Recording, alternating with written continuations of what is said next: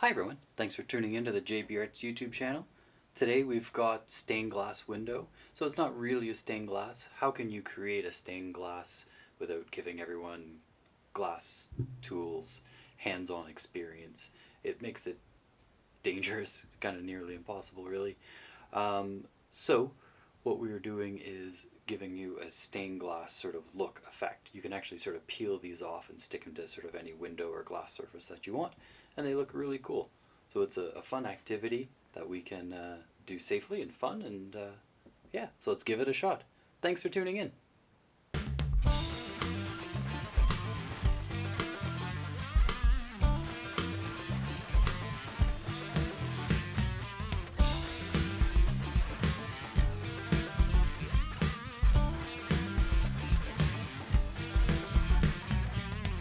With our stained glass window kit, we've actually used two different mediums to mix with the paint.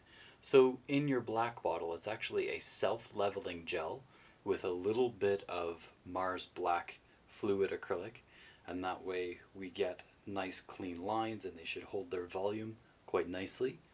For the inside colors, which will be done in sort of a second part, usually you have to wait sort of a few hours to the next day even to apply the colors. So this one here is a pouring medium that we've made.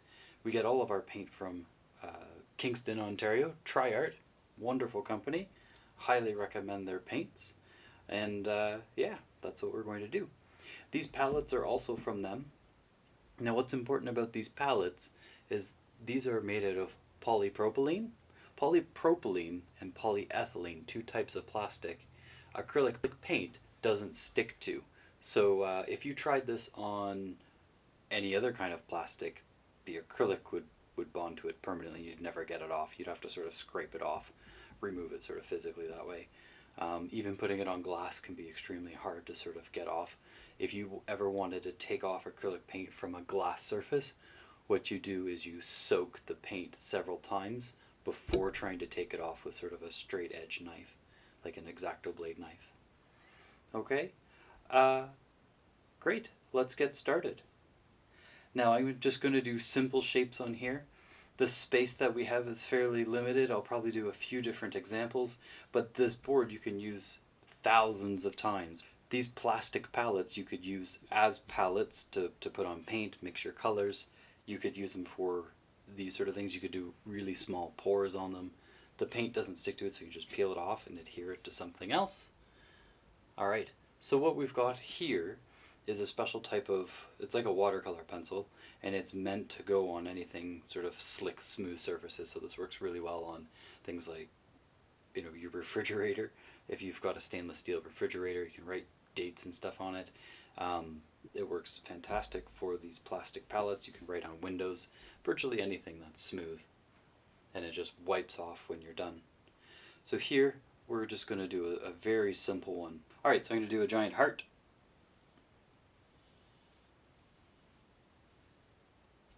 And then I'm going to do a large star.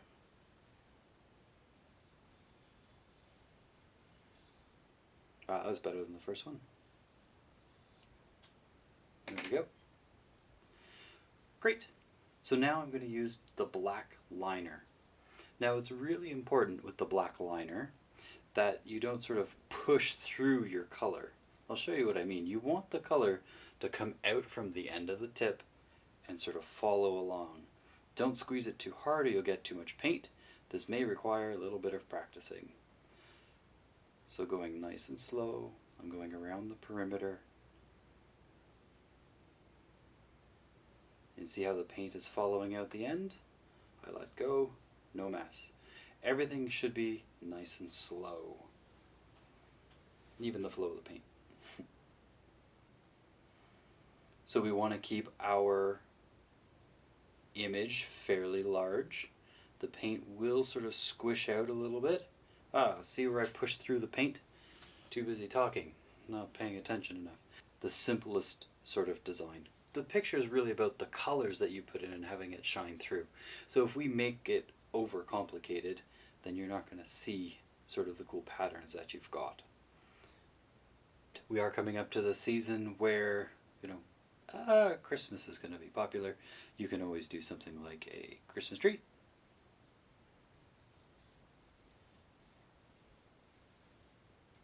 Again, keep your design simple. Let your color on the inside make it look really good. Christmas ball. Nice big circle. Put the top of it off to the side. Here we can put our band around it. Sometimes you have to shake the paint forward a little bit. It's a slow moving paint, so even if the bottle is half full, you'll probably still have to shake it. Now here I lift the bottle up a little bit, get it to drizzle more so I don't have to push against the paint. There you go, just take your time, nice and slow. If you put out too much paint, you might find yourself getting too thick lines. This is where a bit of practice comes in to control the amount of flow that comes out and the speed of your hand. Sometimes turning these upside down will help get your hand at the right angle.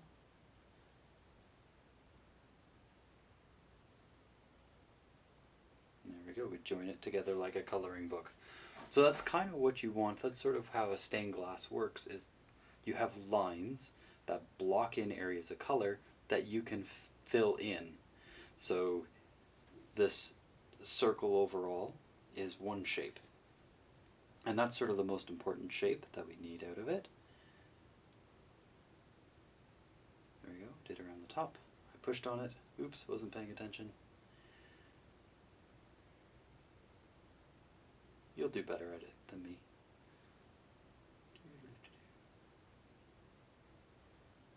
There. And now I've put my inside lines in. On the next one, I'm going to do sort of a bird. Now I want the angle, I want the bird to be longer. So I'm going to start off with the body, head, and I want to have just a short little beak. An eye, and it's going to be the wing, and then tail feathers are going to come down here, and I would like to do a little stick. I'm not going to do any feet, I'm just going to keep it fairly simple. And I'm going to go a little faster with this one so I get a little bit finer line. See, if you go faster, you can get nice, clean, thin lines. Now the black creates somewhat of a wall or a dam. So our next colors are going to sort of spill into those areas and they won't want to sort of escape out. You might find spots that are sort of really thin, they may need to be touched up a little bit as you work, like right here. But you can always trim those when everything is all dry. You can trim the outside. So in the end, if I didn't like the stick, I could just cut off the stick and it would still look good. There we go, that's better. This is part 2 of stained glass windows. We've got our black liner. You can feel sort of a raised edge. This is sort of going to create a barrier that keeps in all of our color. You can go beyond it. You can always cut it off after. Anyway, we still see a bit of the red watercolor pencil that we used to sort of create our original drawing. So I'm just going to wipe it off with a bit of a wet rag. As you see, it comes right off. And now that shouldn't affect our finished product much. If I left the lines there, I might actually be able to see them. So it's nice to sort of take them off while we can. As you see, it doesn't do anything to the black, so we're ready to go with our color. Now in your kits, you're going to get your colors. The colors can be mixed, so you can mix sort of whatever you want, and I'll show you that in a minute. These colors are, you have to really stir them together to get them to mix, and I'll show you how to do that in a sec. So let's do a star with a bit of a red to it. So I'm going to put in my yellow, squirt my color out, let it just sort of flow out a bit. Now you can use your bottle as sort of a tool to push the paint around. Now as it gets out towards the edge, I'm going to add just a drop of red each of the points, and then more yellow. Now I don't want to add too much yellow or too much red because I don't want it to sort of overflow into my negative space outside the star. You know, you can put too much in and it sort of overtakes your black. So just putting it in, getting it to swirl up. Now, however you see it right now will be exactly how it finishes. It'll dry with these fantastic sort of marbly colors, and they'll look even better in the window. These are fairly transparent colors to give you that effect. Now here, my star, it's gotten a little bit out of the way, so I just sort of wipe it at the edge of my finger, and I can pull some of that color back out, make it more pointy, just like that. Cool. Star's done. Now let's do something else fun with the heart. I'm going to do around the perimeter in red. Again, I don't want to squish too hard, I don't want too much paint falling out.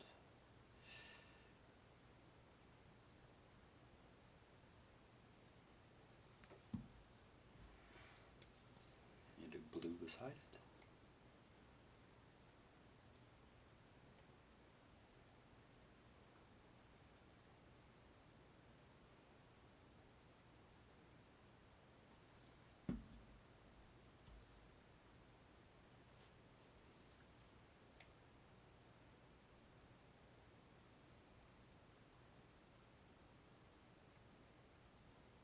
There we go. Now we can have a bit of fun with this. We can take our tool, even if you have a pencil, that will work. I wouldn't recommend the watercolor one because that might leave marks on the other side, but a regular pencil would work. So here I'm going to try and do a couple of colors going into the center and get this great sort of marbly effect. That looks pretty cool. I'm happy with that. That one actually I think turned out better than I was expecting. Alright, I'm going to put that one aside. Jump on to the next ones. Ooh, Christmas tree one. This should be fun. So I can do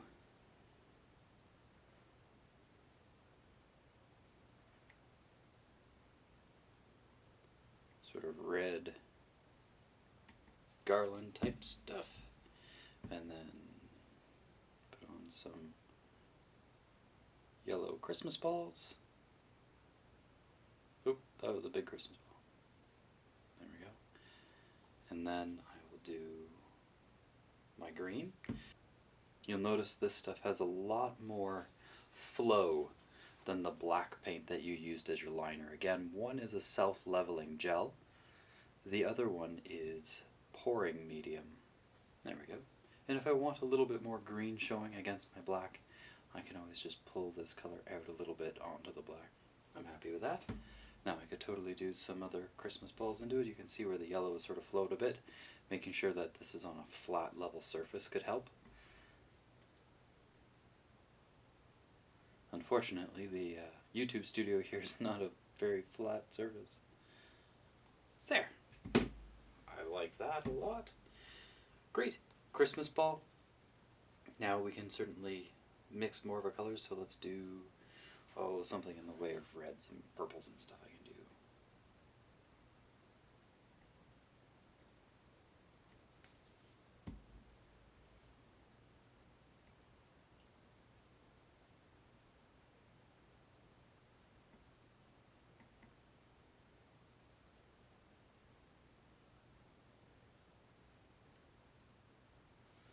So I blob the color in and then drag it into the red into more of a point. There we go. I was going to mix one section into more of a purple, but for now, I like this pattern. I didn't want to ruin it any further. There we go. Haha. Pull some of the blue back. I made the red a little too thick in that corner, and it's certainly... There we go. It looks better with the blue and the red rather than trying to mix it into a purple. Maybe I'll mix this into a purple. We'll see. Bit of blue.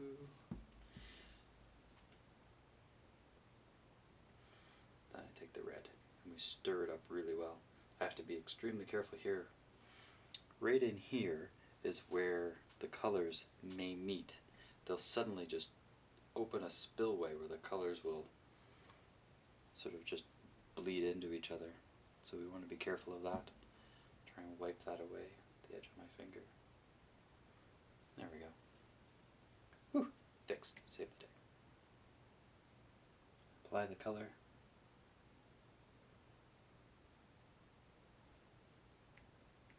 Being very careful just to add a little amount so I don't lose my details. You can see why we tried to keep everything really simple on our first go. Here I want it to be somewhat feather-like. There we go. Now if I wanted, I could take a little bit of each of these colors and put it into a bit of a cup and mix that up into an orange.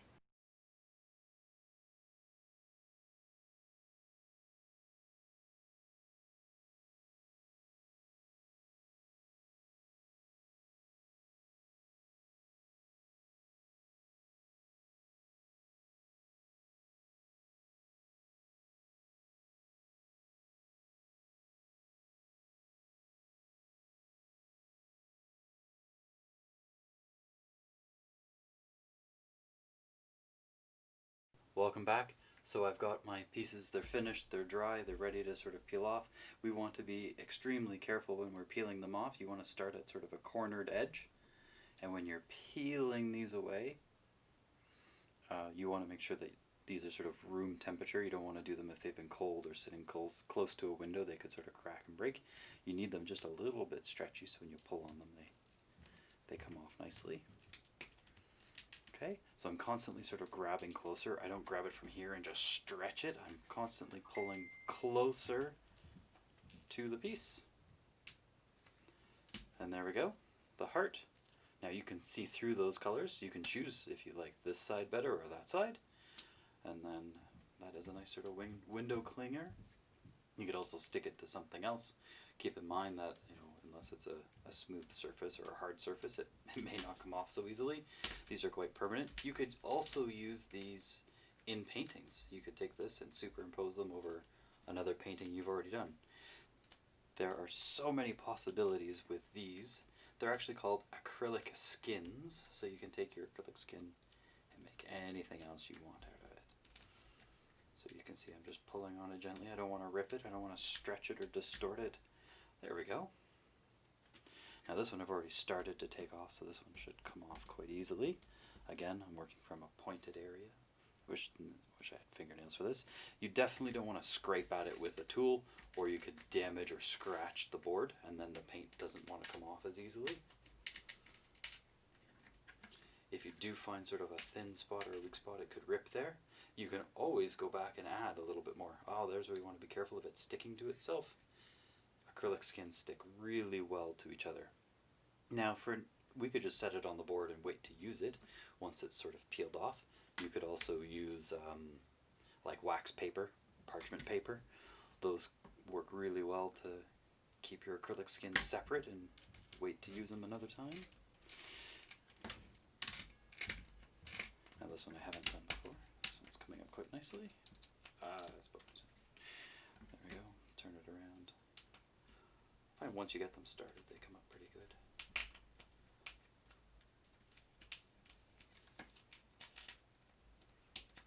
Just one little corner. There we go.